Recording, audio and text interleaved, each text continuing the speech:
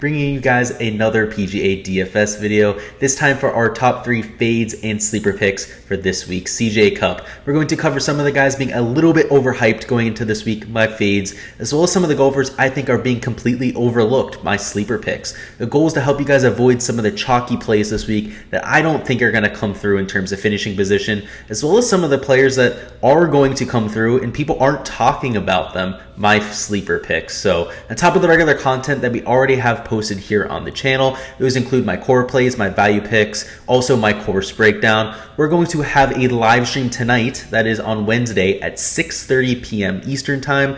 On there, we're going to cover my player poll, my Patreon projections, as well as some ownership, any live questions that you guys have in the chat. So I will have a link down in the description for that. Make sure to set a reminder. Again, bring any questions that you have and let's build some lineups tonight. Without further ado though, guys, let's hop right into the fades and sleepers for this week's event. Now starting off with our fades here, at number 3 we have Paul Casey, an even $8,200 and getting a ton of ownership at 20.5%. He was a fade last week for us on this video and going right back to it. And the problem here is the putter. I mean, somebody who obviously is a very good ball striker, typically one of the top 10 ball strikers in the entire PGA Tour, but last week the putter was an issue and I expect that to continue. We're dealing with fast bent grass greens, and if we take a look at his splits on any surface, bent grass is the only surface he loses shots gained putting on, so you don't like to see that. Already been in a bad stretch of form with the putter and not likely to rebound on one of his worst surfaces. If we take a look at his ball striking last week at the Shriners, that's where it gets particularly concerning. He gained less than a stroke off the tee, also less than a stroke on approach over those 2 rounds in a much weaker field than what we're going to see here at the CJ Cup. So if he ends up going out there, doesn't have his ball striking like he typically does, obviously the putter is not going to carry him. It wasn't able to last week. And while there's no cut here this week, he's not going to have to worry about that.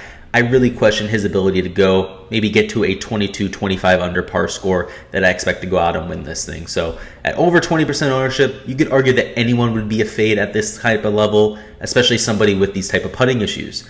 At number 2, we have Tony Finau, somebody who I obviously love as a golfer, one of my favorite players to support, but here at the CJ Cup, I don't think his game is going to translate very well. He's $9,600, which is also very expensive for Finau, especially when we consider the guys priced around him, and also garnering a ton of ownership. That's obviously why he's a fade here. He's at 18.7%, so not quite as high as somebody like Casey or our number 1 fade here we're going to get to in a second, but he's essentially been Mr. Hit or Miss of late, somebody who has either gone out, missed a cut, or finished in that top 15. And in DFS, that can definitely be attractive, especially when we take a look at some of the guys like Bryson that tend to do that with wins rather than just top 15s. But with Tony Finau, other than the win at the Northern Trust, he hasn't paid off that top end upside. He's been volatile, but you could question his top end volatility as well. So somebody who's kind of had that game forever. If we take a look specifically at his advanced metrics, it's also been volatile. It's not just been from the eye test. It hasn't just been with the finishes. Over his last 4 events, he's managed to lose significantly across all 4 statistical categories at least once. You don't love to see that. He's had leaks essentially across all 4 major statistical categories, like I said. And at the Summit Club this week, just like somebody like Casey, I question his ability to get to 22-25 under par. I mean, we don't question the ball striking ability. That's typically something that Tony Finau is able to lean on, but we do question his ability to make a ton of birdies. So I have the winning score right now, again, close to 25 under par. It's a par 72. It's not long. We're dealing with flat, huge greens. These guys are going to have to go low, and if they don't bring the putter this week, they're going to have a lot of trouble with that. So anytime you have one of these bad putters at a ton of ownership, they're going to be a fade for me at these type of events. And at number 1, another bad putter. You can definitely tell a little bit of a trend going on here. It's going to be Collin Morikawa at $10,800. He is my number 2 highest owned golfer on the entire slate. So 24.8%. You don't love to see that in terms of projected ownership, and he presents a great spot for a fade in my opinion. That's why he looked really solid at the Ryder Cup, and he's a member at the Summit Club. And this is where you're getting a ton of the ownership and a ton of the steam behind him, is because he seemingly plays here a ton. We don't have the shots gained data for that Ryder Cup performance. That's first of all. He was clearly carried by Dustin Johnson. I mean, DJ looks like an absolute world beater. Was hitting shots to 4 or 5 feet on every hole and didn't miss anything. And if we take a look at his shots gained metrics, DJ has been that good of a putter of late, so that wasn't surprising. But that iron ability came out of nowhere. I mean, he looked like an absolute world beater. So we don't necessarily know how good Morikawa was. I mean, DJ was able to go 5-0. Morikawa struggled in his singles match. So I definitely think that he could be a little bit overrated going into this week. And the whole thing with him being a member at the Summer Club could be completely overblown. I mean, there's reports going out there that he had the course record at some point. Actually ended up getting beat by Maverick McNeely, by the way, who's also a member at the Summit Club. But Collin Morikawa, he's done shoots here for TaylorMade. He obviously plays here if he's a member. It's a very, very expensive membership. So clearly wouldn't be a member for no reason. But at the same time, this is going to be a very different setup. These pin locations are going to be at spots that he's never seen them before. They're likely going to be faster greens. And frankly, this isn't a golf course that sets up well for him. He's somebody who typically gets it done off the tee with his accuracy. And here you're really looking for guys that have length. It's very, very easy off the tee. You're not dealing with a lot of penal hazards or anything like that. So guys are going to go out there and bomb it. You can bomb and gouge. It seems like a very good strategy for this type of golf course. So I think a lot of the narrative behind him is very much so overblown this week. He's not the only guy who plays this golf course regularly in the field. Like I said, Maverick McNeely has the course record here. He's also a member. You have people like Jason Kokrak that have taken plenty of shoots here as well. A couple other of the TaylorMade people like Matthew Wolff have done so as well. So a lot more experience for guys in this field than you would expect. So a little bit overblown there. Again, he's nearly 25% owned. That is the main issue here. Anytime you get a guy over 20% owned, you need him to be a perfect course fit to really consider him to be a play. And Collin Morikawa, far from that. Obviously, if you take a look at the shots gained metrics, and this is where I tend to live when I go to my analysis, he's looked horrible since the Olympics, right? We don't have any for the Ryder Cup. We have no idea whether he was playing well with his irons or not. Just to give you an idea from the visual test, he did not look that sharp. He was missing left and right. He wasn't really in control of his game. Was missing to both sides of the fairway off the tee as well. So for me, a clear fade this week. We hop into our sleeper picks here. Just wanted to introduce you guys to my PGA Tour projections page. It is on Patreon. It is just $1 for the month, and that is where you can get access to my projections for every player in this week's field and all the fields coming up. And on top of just projected points, I also project their ownership. We talk custom model rankings. You also get access to my Discord server. We can ask me questions at any point, interact with the rest of the community. And again, it is just $1 for the month. So by far the best value in the entire industry. You have essentially no excuse not to join if you're playing DFS lineups. I mean, most contests start at $1 on Draftkings. I mean, even a few $quarter entries, that kind of thing, but it's just $1 for the month. This is by far the best analysis on the entire industry. Again, it's all data based. I don't put any narrative into my projections. So really recommend you guys check it out. Link will be in the description. Now getting into the sleeper picks. At number 3, we have Patrick Reed, who was a little bit of a disappointment for us last week at the Shriners. Was somebody who made my core picks. I was really looking for him to rebound and definitely looked very rusty. Somebody that we haven't seen very often over the last month or so. He had the illness, dealing with the hospitalization. He also dealt with not playing much in the playoffs. And when he came back against Shriners, I mean, we saw a lot of that rust. So that's why we see him priced here at $8,000. And that is more than a fair price for somebody who's coming in with this kind of form. I mean, obviously a much higher pedigree player. If he were coming in with any semblance of form, he would be closer to $9,700, maybe even $9,800 on this slate. The thing that's baffling to me is I'd expect people to at least try to buy back in on him. I mean, obviously this guy's a world-class player, top 25 player in the world at the very least in terms of golf ranking. He's single-digit owned and owned in less than 5% of lineups. And in this type of field, the average ownership is going to be close to 8 or 9%. So he's coming in close to half the average percent ownership in this 8K range. That is completely baffling. I mean, to see sub 5% ownership anytime in this 8K range is just ridiculous. So especially somebody of Reed's caliber. I mean, if you take a look at the shots gained metrics, they're not going to be pretty, right? So I typically love to rely on that analysis, but there are quite a few excuses that we can make for Patrick Reed here. So I don't really want to write him off with those shots gained metrics. I mean, first of all, had the hospitalization. The only reason he played at the Tour Championship is because he could cash a check for coming in last place. And it was a very sizable check. I believe $380,000 for last place. And he didn't finish in last place. He actually played some pretty damn good golf. The first day he went out there, shot 1 over, was very sluggish, wasn't really making anything. But for the rest of the event, was able to keep it under par and definitely blew my projections out of the water for what I expected from him that week. Obviously, we saw him a few times since then, was not in the Ryder Cup, and did not look good, especially last week at the Shriners. So for Patrick Reed, again, I think he just needs to find his game. He's somebody who can typically turn it around very fast.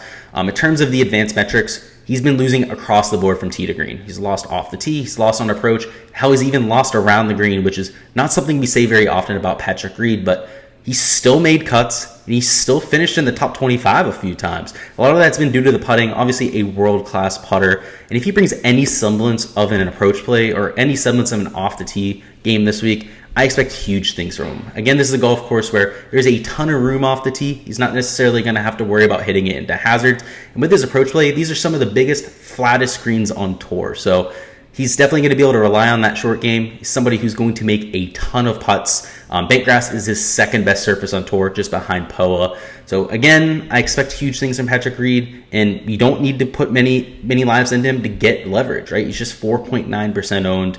I'm going to have him right around the 20% exposure mark in my lineups for this week. At number 2, we have Brooks Koepka, who was a fade last week and was a sharp fade, somebody who did make the cut, but hardly made any noise on the weekend. But this time around at the CJ Cup, I definitely expect him to level up this game. He's $9,700 on this slate. He's expected to be owned at just 8.9% of lineups, which is just borderline disrespectful for somebody like Koepka. But at this golf course, I definitely expect him to be a little bit more engaged than he was at the Shriners. In my opinion, he was at the Shriners just because he was going to be here for the CJ Cup this week. Obviously, at the Shriners, it's a much weaker field. Was probably trying to get his game together after a little bit of a break after the Ryder Cup. So now that he's at the CJ Cup, this is a very big purse event. Again, it's an invitational field. Brooks Koepka tends to bring his A game to these type of events. And the last time that we saw Brooks on a desert course, he went out and won the Waste Management Open. So I think he has a lot of good vibes at these type of venues. And again, completely being disrespected by not only the DFS community, but the books. He's at 30-1 across the industry in terms of his betting odds. Somebody I've already placed a bet on. And again, anytime you see a 3 next to Koepka in terms of his betting odds, it's almost a for sure bet. It literally doesn't matter where it is. The guy could be injured. He could be on a half of a left knee, that kind of thing, and almost pull through victories. You saw that at the Open Championship, was nearly a 30-1. He's just somebody you can never count out. He's that kind of a gamer. Obviously, at the major championships, that's even more so the case. He seems to bring a little bit of an edge to those events. But here at the CJ Cup, I do expect him to bring his A game. Again, he didn't show up early to this event. He didn't show up to the Shriners for no reason. He's obviously trying to get a little bit prepared for this event because it's such a big deal. And take a look at the course fit. Definitely like the course fit as well. He ranks top 10 in shots gained approach, birdie or better percentage, and driving distance for this field, which are all key stats that I'm looking at this week. And again, the only part of the game that isn't a perfect fit is the putting. So kind of like our 3 fades there. Somebody who's not the best putter in terms of his averages, but somebody who spikes from time to time. I mean, we see that from Collin Morikawa at times. We see that from Brooks Koepka too. So if he ends up spiking with the putter, he could very well end up getting that winning upside. But even without a putter, he has everything else necessary to succeed here. Again, a lot longer than somebody like Morikawa. Somebody who's been much better with his approach play of late, and a much better around the green player. So somebody who, again, the putting isn't a great fit, but at least he has more holes fit than somebody like Morikawa. But at number 1, this is my favorite play on the slate, guys. I expected him to be about 30-40% owned. I thought he would be the number 1 owned player on the slate, so I didn't talk about him in my core plays video. But Sam Burns at $9,800, I have no idea how the hell he's on this sleepers list. I don't know if the industry is sleeping. I don't know if the industry is blind, just doesn't understand what's happening with Sam Burns.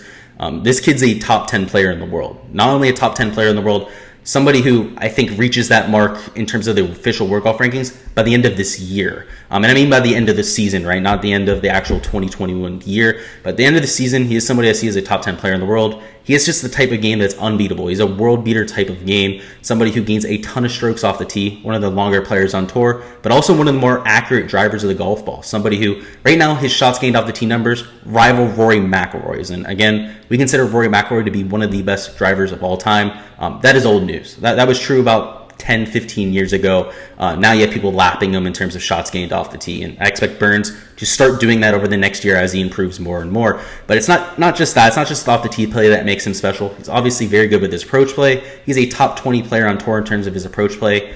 But what really separates him from a lot of the other players on tour is there's plenty of people that are ball striking specialists out there. Sam Burns is a top 5 putter on tour. Somebody who, especially on Bermuda grass, makes a shit ton of putts. And while we're playing on bent grass this week, he ranks as his number 3 ranked stat in terms of shots gained putting, yet he still gains over half a stroke per round on the surface. So Sam Burns has very much so underperformed at this point of his career. I mean, we saw that in his first few years on tour. He beat Tiger Woods very early in his career in a singles match, and ever since then, really never heard of him until last year. And we started to see a lot of these ceiling performances from Sam Burns last year, where he'd go out, get to that first, second round leader, that kind of thing, and kind of falter off. But now we see him to put it all together, and his kind of skill set is extremely rare. I really do compare him to somebody like a Dustin Johnson, somebody who has a great off the tee play, obviously spikes with the approach play, and is a world-class putter. Sam Burns, in my opinion, a younger version of Dustin Johnson. So again, you heard it here first. I've been talking about Sam Burns like this for quite some time now, and now we're really starting to see that bear out. I would say that he's on red hot form coming into this week, but he's blue hot. He's much hotter than red hot at this point. I mean, he's coming in off win. He nearly won last week at the Shriners, and kind of unlike Koepka, right? He is a ball striking phenom, but also has the putting side of things. So as of right now, he is the number one player in terms of course fit for me this week. He's the number one player in terms of recent form. He is my number one point per dollar play on the slate. Actually ended up passing Aaron Wise, who was my point per dollar number one at the beginning of the week. And he was only left out again in my Core Plus video because I expected him to be 30-40% owned. This guy would have been my spend up option. I'm very comfortable starting lineups with Sam Burns, going maybe Sam Burns, Koepka, maybe going with Sam Burns, a few other my core picks, value plays, that kind of thing. I very much so like him this week. I already have a bet on him as well.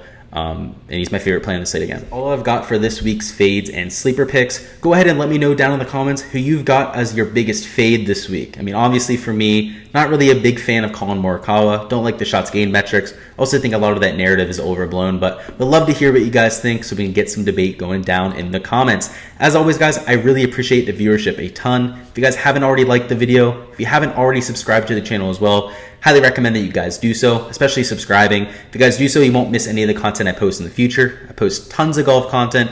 Obviously, I already have the course breakdown up on the channel. We have our value picks, our core plays. So make sure to go ahead and check that out if you haven't seen them already. But we also do that every week for every golf tournament. So make sure to subscribe to see that. We also post NFL content on here. And of course, we have the live stream tonight at 6:30 p.m. Eastern time. Again, I'll remind you guys, we're going over the player pool there, our ownership, any questions that you guys have in the live chat. Link will be in the description there to go ahead and set a reminder. So without any more delay though, guys, good luck with all of your lineups for this week. We have some big GBPs out there for this invitational field and a lot of money to be made. So until next time, see ya. And again, great luck with your lineups.